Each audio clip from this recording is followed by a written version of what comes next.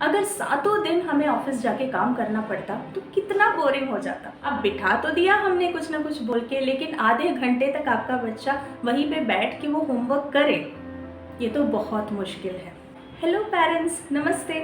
हम सारे parents use करते हैं ये फ्रेज़ कि हमारे बच्चे सुनते नहीं, मेरा बेटा नहीं सुनता, मेरी बेटी नहीं सुनती। हम उन्हें लाख समझाने की कोशिश करते हैं लेकिन वो नहीं सुनते। आज मैं आप लोगों से बात करने वाली हूँ 4 ईज़ के बारे में। शायद आप कहीं ना कहीं इसके साथ रिलेट कर पाए और ये जान पाए कि आपके बच्चे क्यों आपकी बात नहीं सुनते। नमस्ते पेरेंट्स, मैं हूँ सुष्मिता प्रभु, पेरेंटिंग कोच एंड स्पीकर। स्वागत करती हूँ आपका मेरे नए वीडियो में। अगर आप मेरे चैनल पर पहली बार आए हैं तो बहुत सारे पेरेंटिंग वीडियोस पहले से आप लोगों के लिए बनकर तैयार है। प्लेलिस्ट को चेक करना ना भूलें। नीचे दिए गए सब्सक्राइब बटन को प्रेस करते हुए बेल आइकन पर ऑल दबाने से आप मेरे इस ब्यूटीफुल कम्युनिटी का अहम हिस्सा बन जाते हैं। तो चलिए आगे बढ़ते हैं। सबसे पहले मैं बात करना चाहूँगी एक्सपीरियंस या एक्सपर्टीज़ की। एग्जाम्पल के साथ समझाना चाहती हूँ। एक दिन मेरी बेटी मेरे पास आके बोलती है कि मम्मी मुझे स्विमिंग सीखनी है, लेकिन मैं उससे बोलती हूँ कि अरे स्विमिंग करने से जुकाम हो जाएगा, सर्दी हो जाएगी, कान के अंदर पानी जाएगा, इन्फेक्शन हो जाएगा, नाक के अंदर पानी जाएगी, एलर्जी शुरू हो जाएगी। और हाँ, पानी भी हाइजीनिक होता है कि नहीं मुझे नहीं पता, और कभी हमने कुछ किया नहीं है तो फिर तुम्हें भी करने की ज़रूरत नहीं है। ज़्यादातर बहुत सारे केसेस में हम ऐसी बातें कर देते हैं, लेकिन एक चीज़ हम भूल जाते हैं। जब मेरी बेटी मेरे पास आई थी कि उसे स्विमिंग सीखना है, तो शायद वो कहीं से सुन के आई होगी या किसी से ये जान के आई होगी, जो स्विमिंग सीख रहे हैं उनसे कुछ बातें करके आई होगी। तो वहाँ पे मुझे ये पता होना चाहिए कि मुझसे ज़्यादा ज्ञान स्विमिंग के बारे में उस समय पर मेरी बेटी को है। तो जब हम ऐसी बातें करते हैं तो हमारे बच्चों को समझ में आ जाता है कि मम्मी को कुछ भी नहीं आता और वो बस ब्लफ कर रही हैं, उनके पास इसका सही इन्फॉर्मेशन है ही नहीं, तो मैं मम्मी की क्यों सुनूं। बहुत सारी चीज़ें ऐसी लाइफ में होती है जिसमें हमें एक्सपीरियंस नहीं होता, जिसमें एक्सपर्टीज़ नहीं होती हमारी, फिर भी हम बच्चों को फ्री में एडवाइस दे देते हैं। मैं आपको ये नहीं बता रही हूँ कि आप बच्चों को डिस्करेज करें, जिनमें आपका एक्सपीरियंस नहीं है आप उन्हें वो करने से रोकें, ऐसा कुछ नहीं है। अगर आप उसके बारे में नहीं जानते तो प्लीज़ किसी एक्सपर्ट की सलाह लें। जब मेरी बेटी अगर आगे जाके मुझसे आकर बोल रही है कि मम्मा मुझे स्विमिंग सीखनी है, तो मैं उसे ऐसे बोलूँगी कि बेटा मुझे तो स्विमिंग के बारे में कुछ नहीं पता, लेकिन एक्सपर्ट्स हैं जिन्हें इसके बारे में पता होता है। मैं डेफिनेटली आपको उनके साथ कनेक्ट करवा दूंगी और आप उनसे बात कर लीजिए। अगर आपको सही लगे, आपके सारे डाउट्स अगर उन्होंने सॉल्व कर दिए, तो डेफिनेटली आप स्विमिंग ज्वाइन कर सकते हैं। तो सोचिए, जहाँ पे हमारा एक्सपीरियंस नहीं है वहाँ पे भी जब हम बातें करने लगते हैं तब हमारे बच्चों को पता चलता है कि हम ब्लफ करते हैं और इसलिए वो हमारी नहीं सुनते। क्या आपने ऐसा कभी किया है? सोच के देखिए। इस बात पे एक लाइक तो बनता ही है ना। दूसरे ई के बारे में मैं बात करना चाहती हूँ और वो है एक्स्ट्राऑर्डिनरी। हम इंसान बहुत जल्दी बोर हो जाते हैं। अगर सातों दिन हमें ऑफिस जाके काम करना पड़ता तो कितना बोरिंग हो जाता।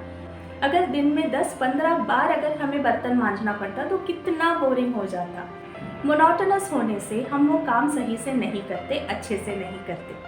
तो आप सोचिए कि जब बच्चा कोई एक गलती करता है तो हम सेम एडवाइस देते हैं, सेम टोन ऑफ वॉइस में उनसे बात करते हैं, तो बच्चे को ये चीज़ बहुत बोरिंग लगती है और इसीलिए वो आपकी बात नहीं सुनते।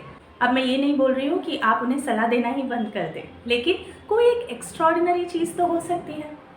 हर बार एक ही जैसे ना सोचते हुए कुछ अलग सा भी सोचा जा सकता है। जैसे हम बहुत सारे दिनों के काम के बाद एक वेकेशन पे चले जाते हैं, कुछ एक्स्ट्रॉर्डिनरी चीज़ें करते हैं। घर में घरेलू खाना खाने के बाद एक दिन मन करता है कि रेस्टोरेंट का खाना खा ले, कुछ एक्स्ट्रॉर्डिनरी करें। बिल्कुल ऐसे ही जब आपको लगता है कि आपके बच्चे आपको नहीं सुन रहे, तो कोई एक एक्स्ट्रॉर्डिनरी ऐसा आइडिया होगा जिससे आपके बच्चे आपको सुनेंगे। सोचिए कि वो आइडिया कौन सा है। थर्ड ई के बारे में मैं बोलना चाहती हूँ और वो थर्ड ई है एंगेजिंग। आप अपने बच्चे को किसी काम के लिए बिठा तो देते हैं, लेकिन उसके बाद वो कंटिन्यूअसली उस काम को करना नहीं चाहता। फॉर एग्जाम्पल हम सब फेस करते हैं होमवर्क कराना। अब बिठा तो दिया हमने कुछ ना कुछ बोल के, लेकिन आधे घंटे तक आपका बच्चा वहीं पे बैठ के वो होमवर्क करे, ये तो बहुत मुश्किल है। आपकी बात वहाँ पे भी वो नहीं सुनते। अगर आप चाहते हैं कि वहाँ पे आपके बच्चे आपकी बातें सुने, तो आपको होमवर्क के बीच में छोटा छोटा ब्रेक देना पड़ेगा।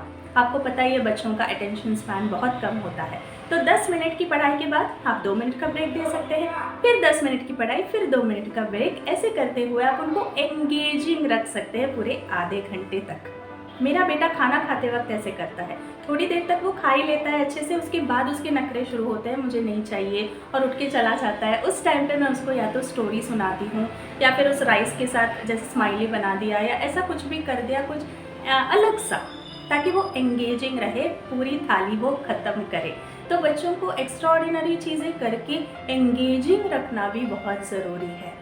आप सोचिए कि आप इसमें कौन सी गलती कर रहे थे और इसीलिए क्यों आपके बच्चे आपको नहीं सुन रहे थे।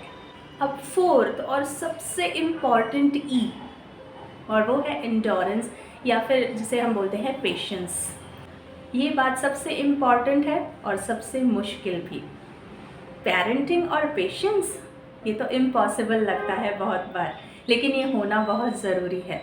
देखिए, जब तक आप उनकी बात पेशेंटली नहीं सुनेंगे तब तक वो भी आपकी बातें नहीं सुनेंगे।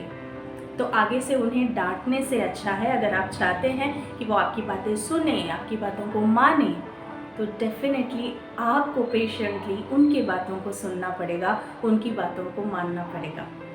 मैं ये नहीं बोल रही हूँ कि हर बातों को आप माने, लेकिन कुछ ऐसी बातें भी होती हैं जो पूरे दिन में हम अपने बिजी शेड्यूल के बीच उनको नज़रअंदाज कर देते हैं। तो आगे जाके आप देखिए कि उनको आप कितना टाइम दे सकते हैं, पेशेंटली उनके साथ कितना टाइम आप स्पेंड कर सकते हैं, तो उतना ही टाइम वो आप लोगों के साथ भी स्पेंड करेंगे। जितना उनको सुनने के लिए आप टाइम देंगे, उतना ही वो आपको सुनेंगे।